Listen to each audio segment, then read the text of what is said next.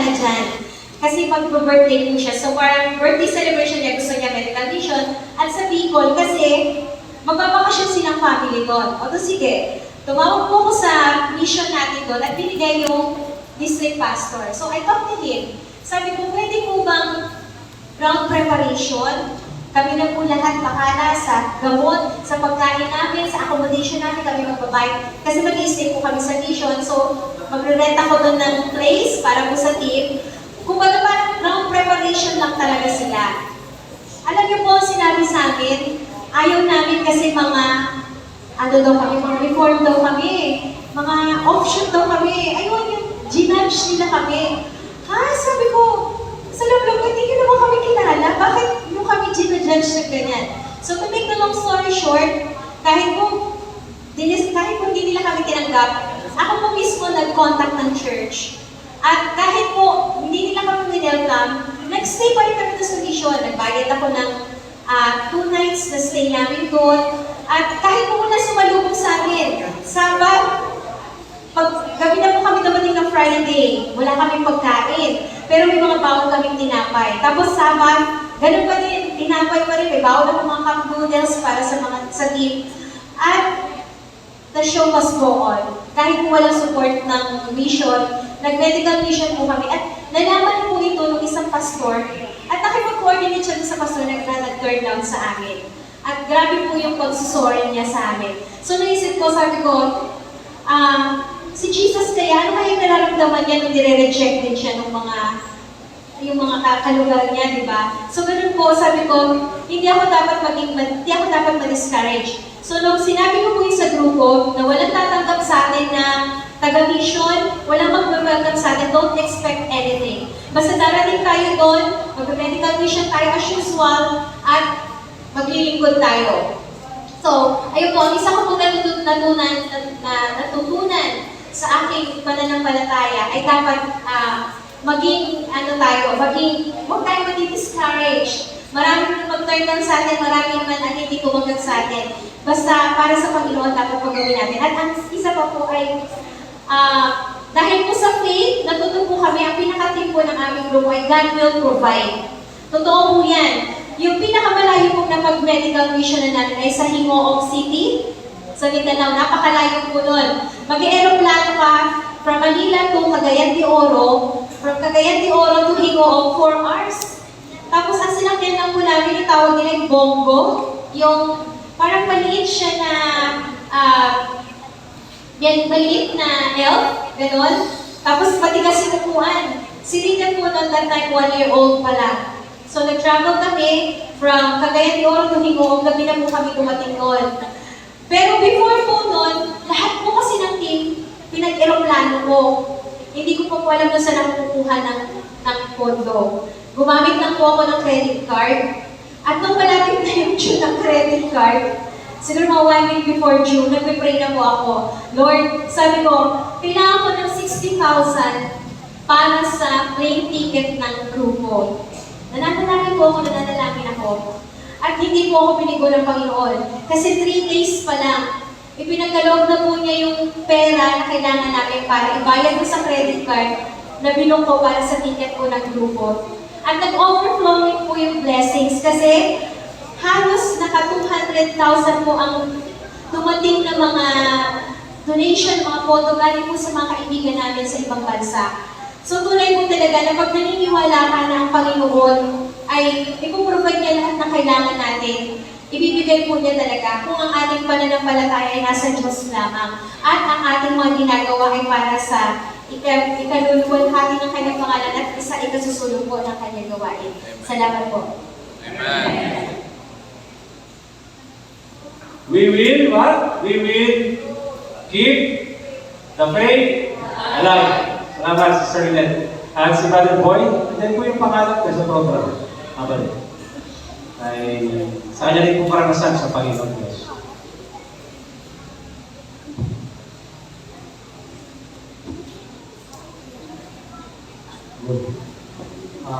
At isabat po sa lahat.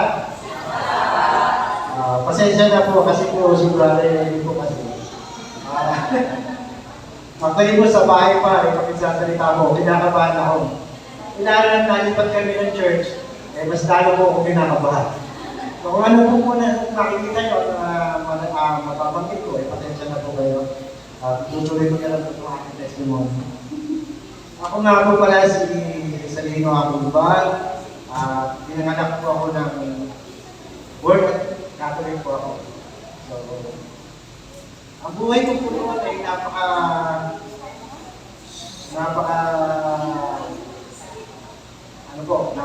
miserable po. Nagtatrabaho ng para sa pamilya, pero nandun po yung bisyo, nandun po ang lahat. Kasi po, ang line po ng aming trabaho ay palipat-lipat po kasi kami ng ng mga gawain. Kasi magawa po kami ng mga cell site. So, lahat po ng panig na natipunan na napupunta po namin. So, iba-ibang tao ang aming nakakasalamuha. So, iba-ibang reliyon ang aming So, saan po lang po kami ang ng bahay sa bahay na meron po available, doon na po kami. Pero, ang naman po ang Adventist po kasi, may po sa mga ibang probinsya, may po talaga siya. So, hindi po masyado napapansin, pagpapanin niyo po, pero ang talaga po ang Catholic. So, pag may mga Catholic na simbahan, may time ang grupo, ina-invite ko naman po silang magsimba kahit sandali lang po. Para kahit papaano, malayo kami sa pamilya is kahit pa may presence po ng Panginoon. So, yun po. Hanggang po dumating yung ako yung mag-asawa. Ang asawa ko po is born Adventist po. Halos po ng family nila, parang sila Brother Eli, lahat ng pamilya is born Adventist po talaga. Walang nahalo po. May nahalo lang po nung mag-asawa na po yung mga babae at nang napangasawa nila. Talagang mga Catholic din po. So, yun po yung pag ako po ay nasa Maynila, natapos ng trabaho, nagsisimba po kami sa Adventist. Wala pong problema yan kasi napag-uusapan po naman namin ng misis ko na hindi natin pagtatalunan kung anumang reliyon ang namamagitan sa amin. So, magsisimba ako sa Adventist. Siyempre po, hindi po ako Adventist noon. Tapos siya naman po, minsan nagsisimba sa Catholic. Pero madalang po kasi yung asawa ko po ang pinakamayor sa pamilya eh. So, lahat po ng gusto niya, yun po ang susunod. So, ganun po. Sandali lang po. Yun po. Hanggang sa dumating po yung panahon na hindi ko na po talaga, humiwalay na po ako dun sa company na pinapasukan ko. Nagtutok na lang po ako sa company ng misis ko. Sabi ko, makontrata na lang ako. Para kasi po yung dalawang anak ko na na hindi ko na po na subaybayan yung paglaki nila eh. Yung elder ko at yung pangalawa. Kaya sabi ko, time na po siguro para alagaan ko naman yung natitirang dalawa kasi medyo maliliit pa kasi 4 na lalaki po yung aking mga anak. So baka ako pagdating ng panahon, kung ako'y matanda na, baka bugbugin ako ng 4. So, in-anticipate ko na po na sa tulong din po ni Brother Eli, nagsimba po kami sa Malhacan noon, time na yon. Tapos, ang Malhacan po kasi noon, hindi po, yun nga po ang pinapractice namin sa bahay pare na once na pumasok ka na hindi naman po sa pag-ano, no? Ang pinapractice po namin sa bahay pare na once na pumasok ka na hindi ka naman talaga member o nagsimba ka, i-greet mo, i-welcome mo ang bawat isa. Para yun po ang talagang inaano namin, na pag-usapan ko namin habang bumabiyahe kami dito, na pagdating namin dito, sigurado dahil alam po namin na ang pamilya po ni Brother Eli is okay. Tsaka alam po namin na si Brother Eli noon pa. So balik po tayo doon, nung ano po kami sa Malhacan, pumasok po kami sa simbahan. Ang unang-una pong sumalubong po sa amin noon ay si Brother Eli. Pero hindi pa po ako SDA noon. Sinalubong niya kami, sabi niya, brother, kung alam niya siguro, nakuha niya na sa profile namin ng family na taga-heritage kami. At sinalubong kami ni Brother Elian, sabi niya, brother, meron po tayong bagong simbahan, bahay-simbahan sa Loma de Gato. Na ang Loma de Gato is mga minuto lang po yan from heritage to tong simbahan. So, naano po kami, na-amaze po ako sa isang tao na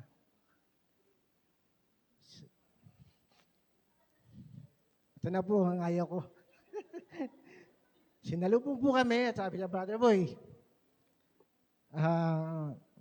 magsimba ka sa ating simbahan at sisimulan po namin ang aming pagsiservisyo ba?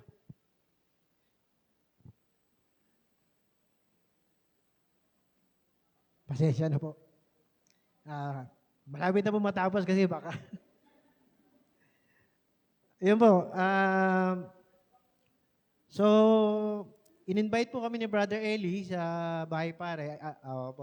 Nung nakapagsimba na po kami sa bahay pare, kami ng pamilya, sabi niya kay Sister Lani, dalawa ko sa inyo.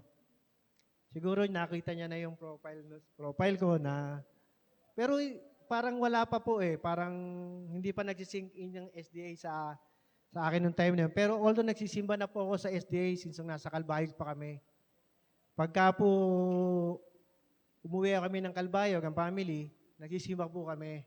So wala pong problema. Yung time na po nagsimba kami at nagtuloy-tuloy po, in-invite ako, nag-Bible study po kami. Hindi pa rin po nagsisink in. Hindi pa rin, ibig sabihin kahit sabi ko, nakakailang biyahe na po si Brother Eli sa bahay, parang nag-aano pa rin po ako, pag ganun-ganon pa rin. Tapos siguro sa isang gabi, na buong gabi po ako hindi nakatulog. Siguro sabi niya guro ng Holy Spirit, palagi mo binabanggit ni Brother Eli na ang Holy Spirit ay papasok sa'yo. Pero nung gabi na yon, hindi ako nakatulog hanggang sinasabi ng Holy Spirit, sige na, pumasok ka na, malaki siguro, sa ngayon, malaki ang mangyayari sa buhay mo or malaki ang mangyayari sa pamilya mo pag naging SDA ka. So, to make the story short po, nag-decide po ako na magpa-baptize noong June 15, 2024 lang po. Yun. So, wala pang isang taon. Pero sinabak na ako ni Brother Eli sa mga ganitong trabaho.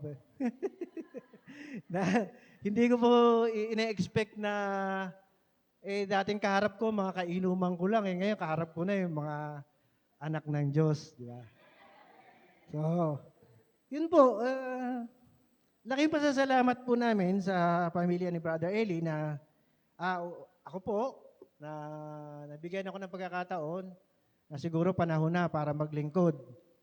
At ipamahagi ko kung ano man yung alam ko sa larangan ng construction, baka makatulong ako sa church or sa ano bang church na pwedeng itatayo namin. Yun naman ang pinapangako ko kay Brother Eli na pag dumating ang panahon na yon, makakatulong ako.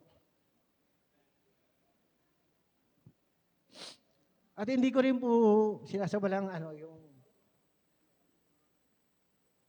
yung mother church namin na nakagisnan. Sabi ko nga kay Sister Myra, andito lang ang anak mo na bahay pare. Kung nangangailangan ng nanay,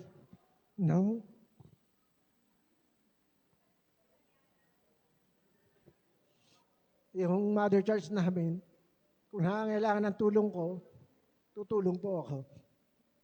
Sa abot po ng aming makakaya mag-asawa.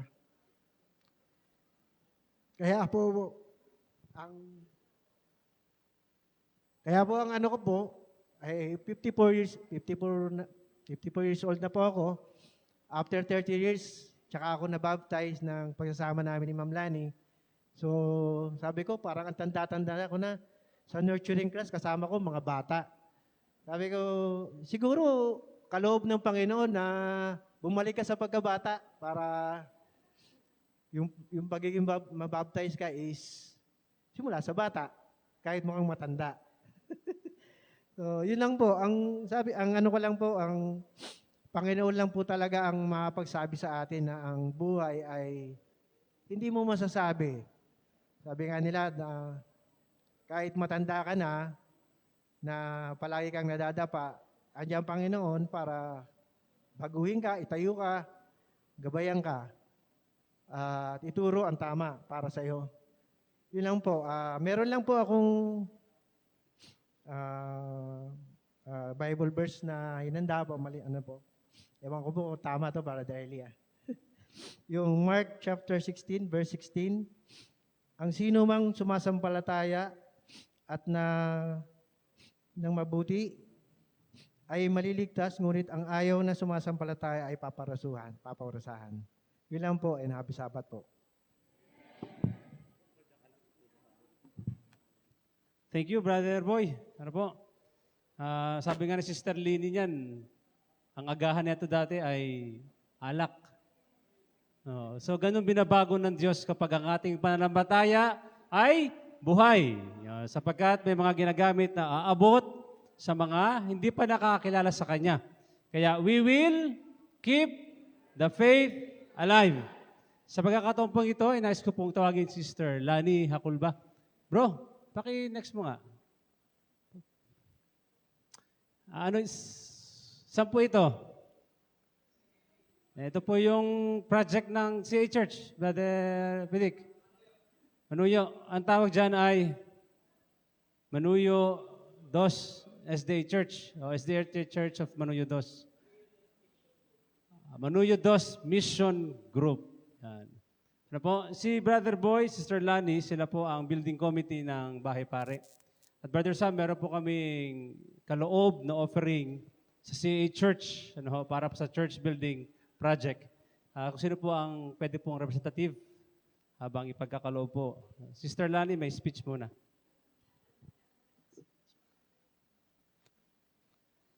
Good afternoon, everyone, and happy Sabbath. On behalf of the SDA Mikawayan Church, we are so blessed. The experience we have here in CAA. Very welcoming kayo at very warm ang inyong pagtanggap sa amin at sa kayong fellowship. The SDA, the Bahay Pare is one of ang SDA ay Bahay Pare ay isa siya anak ng Malhakan Church. Kami po ay naka-feel ng saya nung malaman po namin na ang CAA ay nagkaroon ng project na magtayo ng isang mag-build ng isang church, na planting ng church.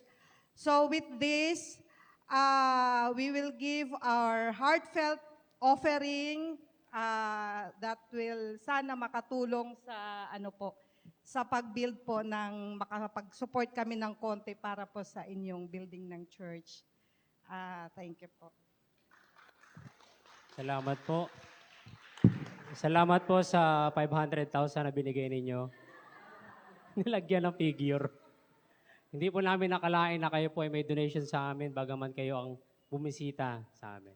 Pag po kayo mag-alala habang tinatayo yan ay maalala namin ang inyong kabaitan at ang inyong kagandahang loob sa CA Church. Yan. Next Sabbath, kung gusto niyo po ulit magbigay pa. joke lang. Salamat po sa inyo. Salamat. Thank you sa Bahay Pare. Tayo din ay bunga ng church planting. Kaya naintindihan po natin ang mga pangangailangan ng ganito pong gawain. Sapagkat yung aming mother church, binili ang lupa 1.2 million, itinayo ang church around 2 million. Napatid na sila po ay nagbuno para sa iglesia. Kaya kami po ay nagbabalik lamang sa CA Church nang kaya po naming ibigay. Hindi man enough ay makakatulong po sa gawain. Salamat po. Thank you ulit. At salamat din sa mga testimony kanina mga kapatid. Napaka-powerful. At Ito po ay malayong mararating. Actually, may meeting kami mamaya dahil papag-isipan namin kung paano itutuloy yung Project. building construction. Oh. Hmm. Kasi nagsisiro budget. Zero ba? Tapos nagkaroon pa ng budget. Praise the Lord! So, Hallelujah. salamat po sa Bahay para SDH. Amen. At may tinapay dyan sa mga nag-branch Sabbath School para. Alpidik, Jezreel. Yan po yung anak na may-ari. Yan, oh. Si Sister Jen Ignacio. Tayo ka. Alam niyo yung mga OTAP, Brother Danny, parang sa Cavite? Makakakilala po nila yan. Anong pangalan nun? Family name? EBS. Mga kaibigan nila yon, kilala nila. Kaya kami rin po nagdala ng tinapay dyan sa mga mag-branch Sabbath School, sa mga bata. Sa inyo po. Thank you po. Tawagin natin ang aawit ng mga bata, ang Voices of Praise. Sila po'y kulang, absent, ngunit dahil na-schedule, ay gusto po nilang umawit, tumuloy. Si Elise, si Andrea, tsaka si yung isang Yana. Oo. Brother Roy, itong blue magana. Check mic. Test.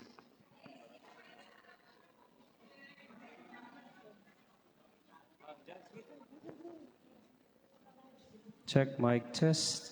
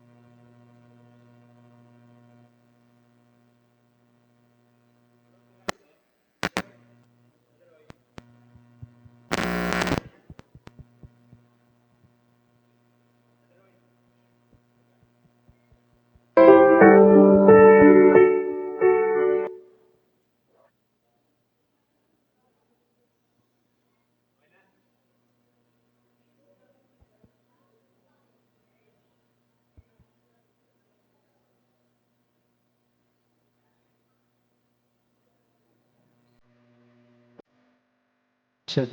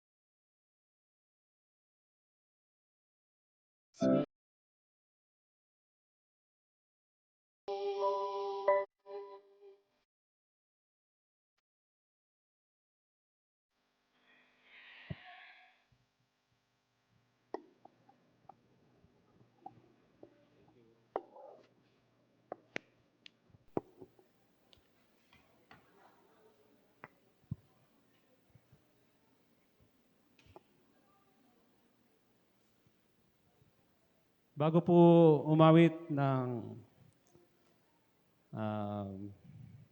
appeal song ang Bahay Pare Church, mga kapatid, nais ko pong basahin ang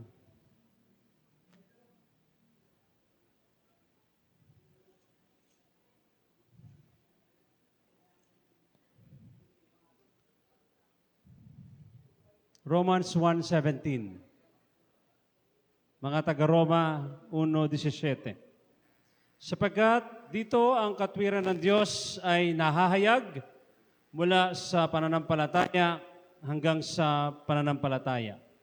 Gaya ng nasusulat, ngunit ang taong matuwid ay mabubuhay sa pamamagitan ng pananampalataya. The righteous shall live by faith. Kaninang tanghali sa ating divine, binigyan po ng emphasis ni Pastor Alavanza ang righteousness. Ganun din po mga kapatid, ang faith, pananampalataya. Ganun din mga kapatid, yung mga pamamaraan, paano po magiging buhay ang ating pananampalataya. Sa ating pong binasa, ang sabi diyan, mabubuhay tayo sa pamamagitan ng pananampalataya. Mga kapatid, may mga bagay na hindi ka inaasahan minsan sa buhay mo, kabataan. Yung pagpalit ng papel kanina, ang alam mo, pag ikaw ay nagplano, mga kapatid, ay maganda, maayos, nakasulat. Mga kapatid, minsan sa ating buhay, yung ating pinaplano, ay ayon po sa ating nais, maganda yung plano natin. Siyempre, pag nagplano ka, Sister Vanessa, na ikaw ay mamamasyal, pupunta ka somewhere, wala naman sa iyo pong listahan na ikaw ay alin. Di matutuloy ang flight, madidelay ang flight, mananakawan ka, etc., etc. Wala yung sa listahan natin. Kapag tayo po ay nagplano ng birthday, hindi mo naman nilagay doon, sana umulan. Sa inyo ba, pag nag-birthday kayo, sabi nilagay nyo, sana umulan? I don't think so, mga kapatid. Ngunit ang sabi sa atin, mga kapatid, ay alin, may pagpapatuloy natin ang ating buhay sa alin, pamagitan ng pananampalataya. Minsan sa ating pagpaplano, may mga bagay talagang hindi ka inaasahan. Minsan matatawa ka na lang, minsan ay pasasabihin mo, Lord, hindi namang normal na mangyari sa akin ito. Kakaserve ko lang sa iyo, Panginoon, last week. Ako pa nga ang song leader, ako pa nga ang preacher doon sa crusade. Tapos may sakit ako. Akala ng grupo, yung babasahin nilang pamamaraan, ay yun ang kanilang sinulat. Ngayon, nung manarinig nila na may ibang mga isinulat doon na pamamaraan, hindi sila makakibo. Bakit nagkaganoon? Marahil kayo din, iba naramdaman ninyo, wala naman kami sinulat na ganoon. Ganoon ang buhay nating mananampalataya. At kahit saan, sa Biblia, na mga pillars of faith, mga kapatid, Wala pong naging straight ang kanilang karanasan sa Panginoon. Lahat po sila mga kapatid. No, sa Hebrews 11, hindi man naisulat doon ang pangalan, ang sabi doon, at ng mga iba pang mga tao, lahat po yun, Ellen, nakaranas na pabago-bagong kalagayan ng kanilang pananampalataya sa Panginoon. But they became victorious. Why? Sapagkat naging buhay, patuloy ang kanilang pananampalataya. Sa 10 mga kapatid, may nagsulat ng 4 na mali, ang iba 2. Ilan ang natirang mabuti? 6 at 8. Mas ganun sana ang makita natin sa ating buhay. Hindi yung pangit, mga kapatid. Ngunit yung mabubuting mga bagay na ginawa at gagawin ng Panginoon sa atin. Ang mahirap, mga kapatid, birthday umulan, ang makikita agad natin, yung pangit na bagay. Kaya minsan, yung ating pananampalataya sana sa Panginoon ay maging buhay, ay napapalitan ng kalungkutan, ng kapangitan ng mga alaala. Hindi natin sinasabi na normal lang yon, na umulan, ngunit may mga ibang bagay na hindi natin alam bakit umulan. May natitira pa namang 8, tsaka 6, na mas mabubuting bagay. At alam naman nating mali, mga kapatid, alam nating pangit, ang sabi ng Panginoon, hindi ko gawa yan. Sinong gumawa nun? Ano yung sabi niya sa kanyang parabola? Sinong may gawa ng mga pangit na bagay? Si Satanas. Hindi ko sinasabing Satanas yung mga nagpalit. Yung mga nagpalit. Pero, yun ang buhay mananampalataya. May kaaway tayo. We have an anniversary, mga kapatid. Pero ang sabi ng Panginoon, I have overcome the world. Kaya ang sabi, mga kapatid, ng ating binasa, 1:17. Ngunit, ang taong matuwid, ibig sabihin, nakakakilala sa Diyos, o bahagi na pagiging matuwid, ay yung ating pamumuhay. Nakakilala sa Diyos, ay mabubuhay sa pamamagitan ng pananampalataya. Yung ating faith, maging buhay, mga kapatid, patuloy. Hindi man maganda ang circumstances, may mga challenges man, kakapusan, sa pondo, etc., mga kapatid. We will keep our faith alive. At yun ang ating magiging kaibahan sa iba pong mananampalataya. Sapagkat ang Diyos ang patuloy pong gumagawa ng mga pamamaraan, instead of our own strength and plans, ang kanyang panukala at mabuting kalooban ang siyang mangyayari. Amen? So much we have learned today, Bahay Pare and CAA, na ang ating pananampalataya, ang challenge at panawagan sa atin, maging buhay, mga kapatid.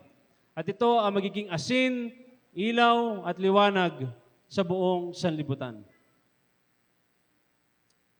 At di natin alam, na tayo pala ay merong mga taong naiimpluwensyahan.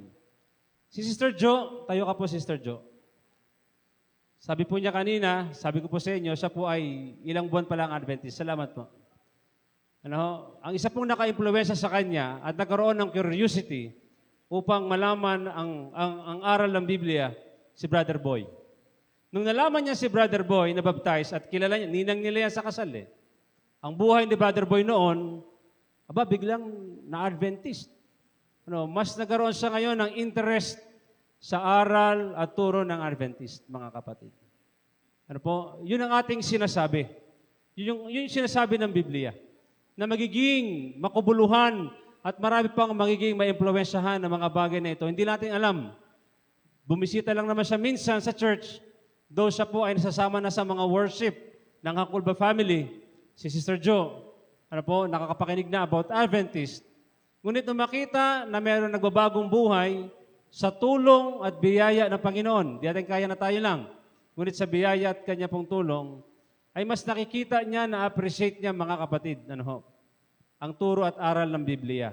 Sinamahan pa, sapagkat ang kanyang hanap buhay ay travel agency, ang kanya pong istorya, madalas po siya nakakapunta ng Holy Land. Ilang beses na, Sister Jo? 3 times. Nung siya po ay nag-i-study ng Bible study po namin, nila Sister Lini, Doon lang niya nakita na totoo ang Bible. Sapagkat nababasa niya dito ang history, ang mga lugar sa Jerusalem, Israel, na kanyang nakikita ang aktual doon sa lugar na yon. Sapagkat 3 times na siyang nakapunta ng Holy Land. Nakita niya doon yung Bethany, yung Betania, yung Pool of Siloam. Kaya nakita niya na ang Biblia ay totoong salita ng Diyos. Kaya mga kapatid, pag may mga ganyan na nagpatotoo, tayo po ay mabubuhay sa pananampalataya. Sapagkat may mga nakasaksi, una na ang mga apostoles at ang mga buhay na saksi, tama at totoo ang ating panipaniwala ang Diyos. Maging buhay lamang sa ating mga buhay. Yan po ang aking dalangin mga kapatid. At muli, maraming salamat till we meet again as a church and as a congregation. Tawagin ko po ang Bahay Pare Church. Ay, Brother Sam. Acknowledge mo na mula po sa CA Church. Bago po natin awitin yung ating appeal song. Amen. Praise the Lord. Salamat, Brother Eli. Hindi lang brother in Christ, brother ko talaga yan. Siya ang bunso namin. Si Kuya nga, kinukuya ko kanina, mas matanda pa pala ako. So mga kapatid, salamat sa inyo muli. Natutuwa ang CA Church na kayo nakapiling namin. I think you are the first church na nagsarado at nagpunta sa isang church dito sa amin. Usually, nagpupunta sa amin mga part of the other church. Pero kayo ay nag-close. You opted to be here, to be with us, to lead the whole service simula kanina hanggang ngayong hapon. Salamat po. Siguro kung may social night pa, nandito pa rin kayo. Malayo pa ang inyong uwian. And thank you so much.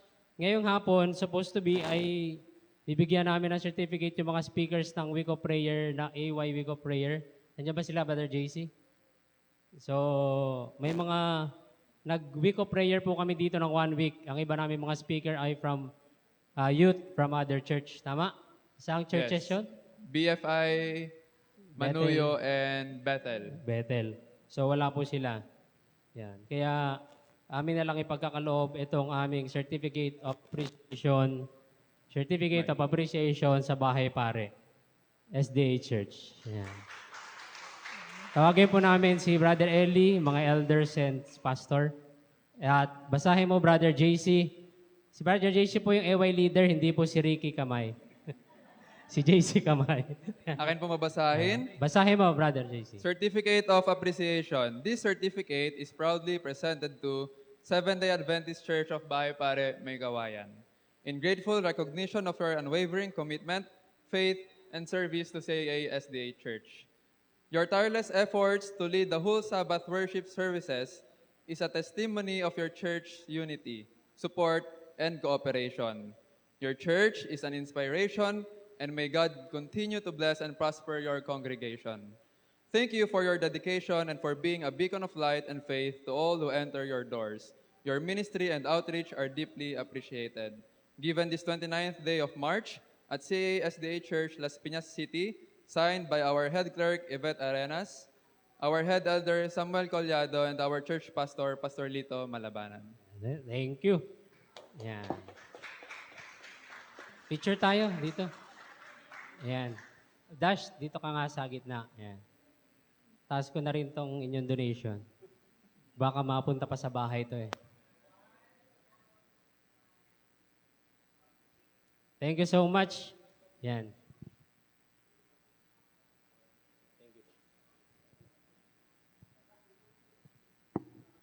Ay pare, kaawit na tayo ulit.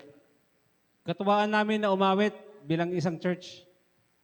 Kahit ano po ang tonong marinig nyo, yung message, mga kapatid, nawa po ay maging buhay po sa atin. Ang aming pong awitin ay may title na, We Will Keep the Faith Alive. Pastor, sabi ka na. No. May term naman na lip-sync eh.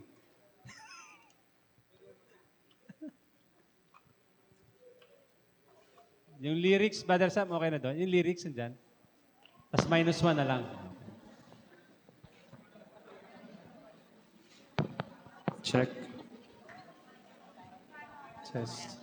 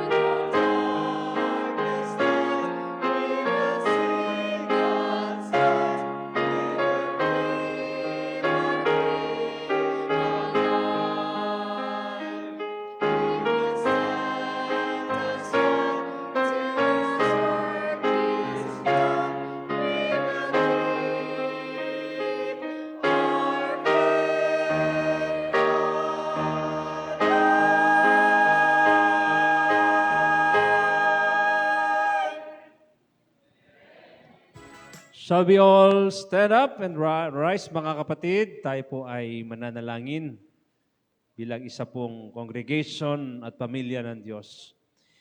Aming Ama, salamat at ang iyong pag-ibig ay nandiyan.